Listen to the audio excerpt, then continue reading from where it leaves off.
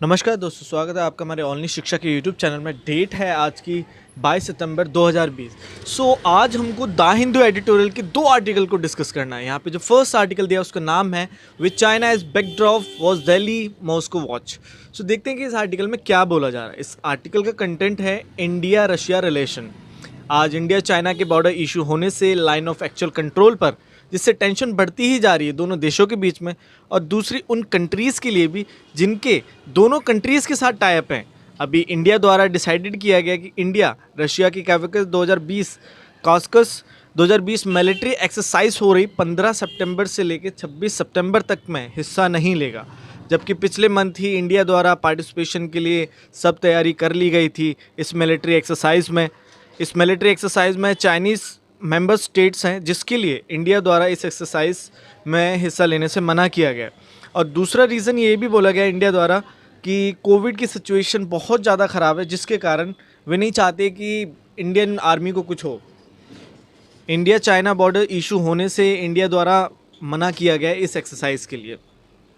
आज India China के बीच में ज़्यादा इशू होने से इसका एक इम्पैक्ट इंडिया रशिया की पार्टनरशिप पर भी पड़ता है। इस साल जून में रशिया इंडिया चाइना के फॉरेन मिनिस्टर द्वारा एक मीटिंग में हिस्सा लिया गया था मॉस्को में, जब तक कोई ज़्यादा विवाद नहीं था उस समय पर। लेकिन कुछ दिनों बाद ही इंडिया चाइना बॉर्डर पर टेंशन बढ़ी, जिसमें इंडिया के 20 सोल्जर मारे गए थे। आज दोनों देशों के बीच में कन्फ्लिक्ट होने से दोनों देशों के रशिया के साथ अच्छे रिलेशन हैं दोनों के, जिससे ज़्यादा इम्पैक्ट पड़ेगा इंडिया रशिया के टाइज पर।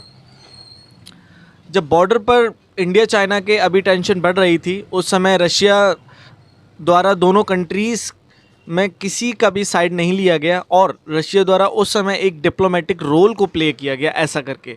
आज भी इंडिया रशिया की रिलेशन काफ़ी अच्छी है, क्योंकि इंडिया द्वारा अभी रशिया में हुई विक्ट्री परेड डे पर इंडिया ने विज़िट किया, और अभी दोबारा इस सितंबर महीने में इंडिया द्वारा रशिया में हुई शंघाई कोऑपरेशन ऑर्गेनाइजेशन की डिफेंस मिनिस्ट्री की मीटिंग में हिस्सा लिया गया, जिससे इंडिया रशिया द्वारा चाइना के साथ मीटिंग हुई। इन सभी विजिट से इंडिया द्वारा और रशिया द्वारा दोनों को मानता है, दूसरे को मानता है इंडिया रशिया डिफेंस रिलेशन से लेके बाकी अन्य हेल्प दी गई रशिया द्वारा इंडिया को। और इस सितंबर में इंडिया रशिया की नवल एक्सरसाइज की गई इंदिरा पॉइंट, अंडमान और निकोबार आइलैंड में, इंडियन ओशियन में। और भारत के एक्सटर्नल अफेयर मिनिस्टर द्वारा ब्रिक फॉरेन मिनिस्टर की मीटिंग को अटेंड भी किया गया और विजिट भी किया गया शंघाई कोऑपरेशन ऑर्गेनाइजेशन की फॉरेन मिनिस्ट्री की मीटिंग में। और नवंबर में इंडिया द्वारा होस्ट किया जाएगा शंघाई कोऑपरेशन ऑर्गेनाइजेशन को।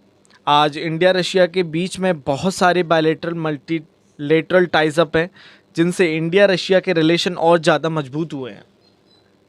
लेकिन साथ ही साथ में उनके मेंबर्स फॉरेन पॉलिसीज़, जो इन कंट्रीज़ के जो एलाइज़ हैं, जो अदर मेंबर्स हैं, उनकी फॉरेन पॉलिसीज़ में काफ़ी ज़्यादा चेंजेस आते जा रहे हैं, जिससे हर एक कंट्री के एजेंडा चेंज हो रहे हैं और उनकी भाषा भी दूसरी कंट्रीज़ के लिए। आज स्टेबिलिटी नहीं है कंट्रीज़ के टाइप्स में, लेकिन इंडिया रशिया द्वारा ज़्यादातर यही रहती है कि वो दोनों अपने रिलेशंस को बांध कर रखें, लेकिन इनके मेंबर्स द्वारा चैलेंजेस को भी फेस करना पड़ रहा है। जैसे कि इंडिया जैसे अभी क्वाड फॉरेन मिनिस्ट्री की मीटिंग को होस्टेड करना चाहता था, लेकिन जिसका प्लेस चेंज कर दिया गया टोक्यो में, क्योंकि आज इनको अपने अलायंस को मेंबर्स को समझ के चलना है, जिसके कारण इंडिया ज़्यादा उस पर नहीं बोल पाया। आज ग्लोबली में देशों की अप्रोचेस में चेंजेस आए हैं, जिसके लिए एक्सटर्नल अफेयर मिनिस्टर द्वारा एक बात बोली जाती है। आज एक क्यूरियस वर्ल्ड है जिसमें एक कंट्री के बहुत सारे कंट्रीज़ के साथ टाइज अप है।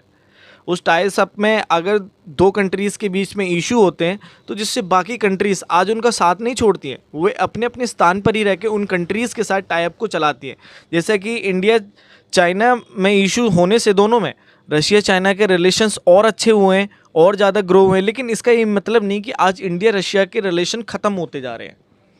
इंडिया रशिया द्वारा पास्ट में दोनों कंट्रीज़ द्वारा अपने रिलेशंस को मजबूत बनाया गया। इंडिया और रशिया के अच्छे रिलेशंस हैं, जिसके कारण 2018 में इंडिया रशिया द्वारा सोकी इनफॉर्मल समिट को लाया गया।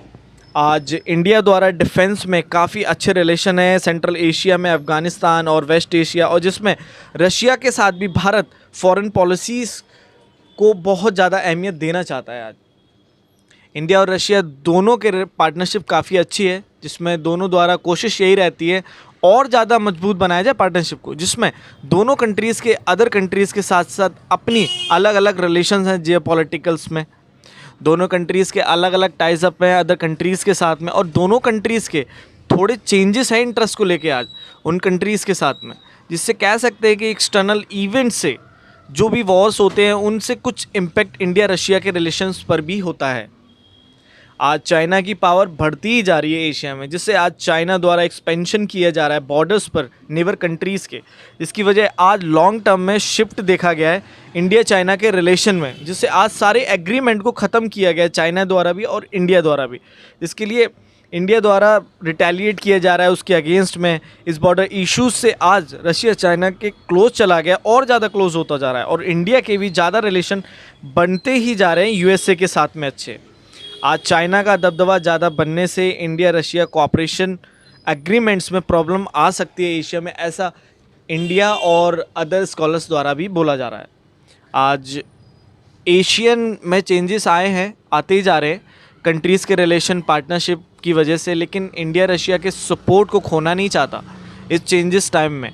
आज चाइना का सबसे क्लोज पार्टनर है रशिया, जिसकी वजह से आज न्यू पोस्ट कोल्ड वॉर का सिनेरियो पैदा होता ही जा रहा है वर्ल्ड में, जहाँ पर एक तरफ रशिया चाइना के अगेंस्ट में वेस्ट कंट्रीज़ हैं, जिससे चाइना आज काफ़ी स्ट्रॉन्ग हुआ है कि उसका पार्टनर भी काफ़ी आज स्ट्रेंथर है रशिया जैसे, जो वेस्ट की पावर को बैलेंस करने में उसकी मदद कर सकता है। आज यूएसए की पॉलिसी द्वारा ज़्यादातर कोशिश होती है कि रशिया की पावर को रोका जाए। रशिया को रोकने के कारण ही आज रशिया चाइना के ज़्यादा क्लोज चला गया, जिससे चाइना मजबूत बनता जा रहा है, और इससे सिर्फ नुकसान होगा इंडिया और वेस्टर्न कंट्रीज़ लाइक यूएसए को भी।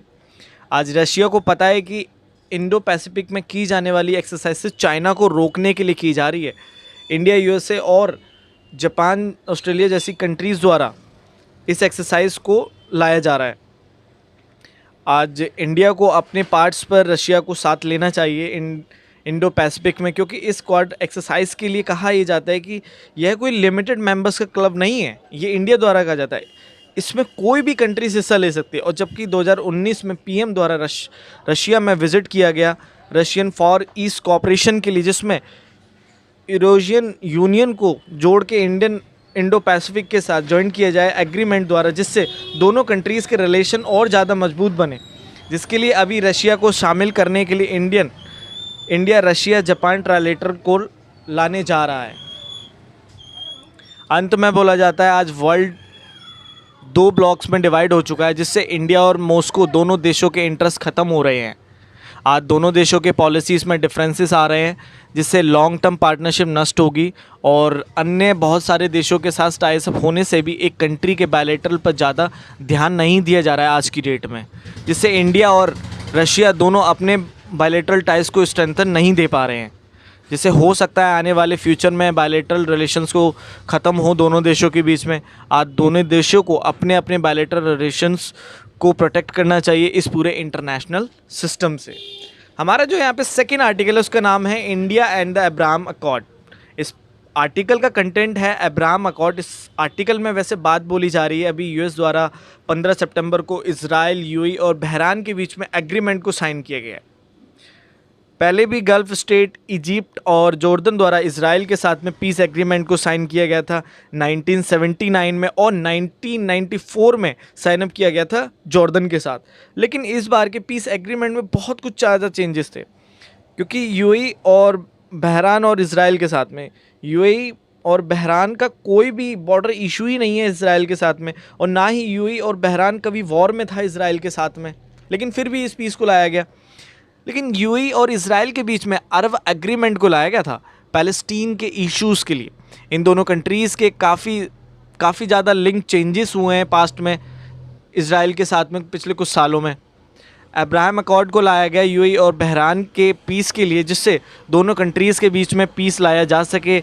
इस डील से ज़्यादा रिलेशन अच्छे होंगे देशों के बीच में, और जिससे उन वॉर्स को ख़त्म किया जा सकेगा जो इजराइल के इन दोनों कंट्रीज़ के साथ की जाती हैं पास्ट में। इजराइल, यूएई और बहरान द्वारा सेम व्यू है ईरान के लिए। वे नहीं चाहते कि ईरान का ज़्यादा दबदबा इस रीजन में बढ़े। तीनों का एक ही एनिमी है ईरान। जिसके कारण शायद इस पीस ट्रीटी को लाया जा रहा है, शायद से कि असली रीज़न यही है इसका। ये तीनों कंट्रीज़ काफ़ी ज़्यादा पावरफुल हैं, इनकी इकोनॉमीज़ भी काफ़ी ज़्यादा अच्छी है। इस पैंडमिक एरा में जैसे सभी कंट्रीज़ की इकोनॉमी ख़त्म हुई, लेकिन इन्होंने अपनी इकोनॉमीज़ को अभी रिवाइव किया है, अपने सोर्सेज को वापस से डिप्लॉयड कर लिया है इन्होंने। जैसे कि इंटरनेट कनेक्टिविटी को रीस्टार्ट किया गया, इकॉनमी को रिवाइव किया गया, और दूसरी अदर कंट्रीज़ द्वारा भी इनको ज्वाइन करने की बात बोली जा रही है आज। पास्ट में इसराइल द्वारा काफ़ी ज़्यादा हेट फैलाई गई इजिप्ट और जॉर्डन के लिए, जिससे इंडिया पर कोई ज़्यादा इम्पैक्ट नहीं पड़ता था, क्योंकि इंडिया के भी टाइज थे इजिप्ट और जॉर्डन के साथ में, लेकिन उस समय पर इंडिया इतना मजबूत नहीं था। आज इंडिया काफ़ी ज़्यादा स्ट्रॉन्ग हुआ है, मल्टीलेटरल टाइज हैं जिसके आज इंडिया के कंट्रीज़ के साथ में, और आज इंडिया के भी टाइज अप हैं इसराइल और गल्फ़ कंट्रीज़ के साथ में, जिससे आज कम से कम 8 मिलियन भारतीय लोग काम कर रहे हैं गल्फ़ कंट्रीज़ में, जिसमें हर साल भारत का $50 बिलियन की प्राप्ति होती है। भारत को ट्रेड कम से कम भारत $150 बिलियन का करता है। भारत द्वारा 2/3 हाइड्रोकार्बन को इंपोर्ट किया जाता है, बहुत सारी इन्वेस्टमेंट भी होती है। तो कह सकते हैं कि इंडिया पर भी काफ़ी इफेक्ट होगा इनके रीजनल डायनामिक्स में, इस बार के एग्रीमेंट से चेंजेस में। वर्ल्ड में आज इंडिया द्वारा उन डिप्लोमेटिक रिलेशन को रिस्पेक्ट दी गई है यूएई और इसराइल के बीच में लाए गए, जिनसे इन दोनों कंट्रीज़ के रिलेशन और अच्छे होंगे। और इसराइल गल्फ कोऑपरेशन काउंसिल जो काफ़ी ज़्यादा इम्पोर्टेंस दी जा सकेगी अब दोनों कंट्रीज़ के मिलने से, और जिससे पीसफुल रेजोल्यूशन को लाया जा सकेगा पैलेस्टीन के डिस्प्यूट्स पर, जिसमें इंडिया द्वारा काफ़ी डिप्लोमेटिक कोशिश भी की जाती रही हैं पास से। लेकिन इस गल्फ कोऑपरेशन काउंसिल के इसराइल आज टाइप होने से और नई ताकतें पैदा होंगी। हो सकता है कि बहुत सारी प्रॉक्सीज वॉर भी स्टार्ट हो जाएं, क्योंकि कई ऐसे ग्रुप्स हैं वो इन टाइसअप को नहीं चाहते कि वो ये हों टाइसअप इसराइल और गल्फ कोऑपरेशन काउंसिल के बीच में, जिससे हो सकता है कि साउदर्न गल्फ में प्रॉक्सीज वार का स्टार्ट हो जाए, एक बैटल फील्ड दोबारा से बने और जिससे फाइट हो सकती है इसराइल और ईरान के बीच में, जिससे शिया रिलीजन को मानने वाले ईरान और एलाइज की जीत हो सकती है।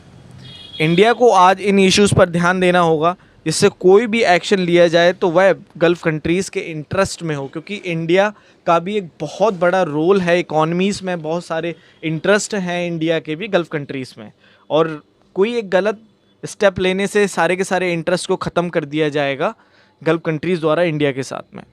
इन सब को ध्यान में रखना होगा इंडिया को। और आज सबसे ज़्यादा इम्पोर्टेंट है इंडिया के लिए मैनेज करना इकॉनमी को, जो पेंडेमिक के आने से ख़त्म हुई है, जिसके लिए इंडिया को इजराइल जीसीसी पर थोड़ा सा इंटरेस्ट और ज़्यादा दिखाना चाहिए कि कोई गलत स्टेप ना ले जिससे उन इंडियंस को प्रॉब्लम हो वहाँ पर जो काम कर रहे हैं। इस इसराइल और जीसीसी के तहत डिफेंस और सिक्योरिटी कॉपरेशन को ज़्यादा स्केल पर इंक्रीज़ किया जाएगा। दोनों साइड द्वारा ही ज़्यादा से ज़्यादा इकॉनमी को और मजबूत किया जाएगा। इस इसराइल जीसीसी के तहत आगे आने वाले समय में यूएई और बहरान को शायद एक ऐसा प्लेस बना दिया जाएगा जहाँ से इम्पोर्ट और एक्सपोर्ट किया जा सकेगा वर्ल्ड में इसराइल के गुड्स एंड सर्विसेज का।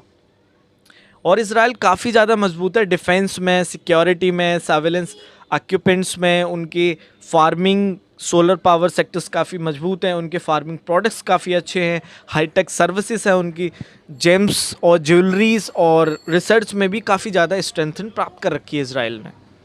लेकिन इसराइल और गल्फ कंट्रीज़ दोनों टूरिज़्म, रियल एस्टेट और फाइनेंशियल सर्विसेज सेक्टर्स में आज डाउनफॉल आया दोनों का इस पैंडेमिक के कारण। लेकिन इस जॉइंट से जल्द इन सभी सेक्टर्स को भी रिवाइव किया जा सकेगा। इसराइल के पास काफ़ी ज़्यादा मैन पावर है स्किल्ड पर्सनस की और सेमी स्किल्ड पर्सन की, तो इस जॉइंट के बाद भेजी जा सकती है गल्फ कंट्रीज़ में। इसराइल अरब्स को ज़्यादातर इम्पोर्टेंस दी जा सकेगी करियर अपॉर्चुनिटीज़ के लिए इन गल्फ कंट्रीज़ में, क्योंकि उनकी भाषा ही अरब है, जिससे एक तो उनको करियर अपॉर्चुनिटी मिलेगी, दूसरी जो कल्चरल्स का जो डिवाइडेशन है उसको फिल किया जा सकेगा उस गैप को अरब भाषा के तहत। इसराइल की इकॉनमी काफ़ी ज़्यादा मजबूत है, जिससे स्टेक होल्डर्स, उनके जो स्टेक होल्डर्स है, जो उनके जो मेंबर्स हैं, वो बड़ी आसानी से यूएई के साथ में ड्यूटी फ्री डील कर सकते हैं। इसराइल काफ़ी ज़्यादा स्ट्रॉन्ग है गल्फ़ कंट्रीज़ से। अगर इसराइल द्वारा गल्फ़ कंट्रीज़ पर अटैक किया जाता तो शायद पॉलिटिकल इकोनॉमिक सब डिस्ट्रप्शन हो जाएगा, जिससे इंडिया पर भी एक असर देखने के लिए मिलेगा।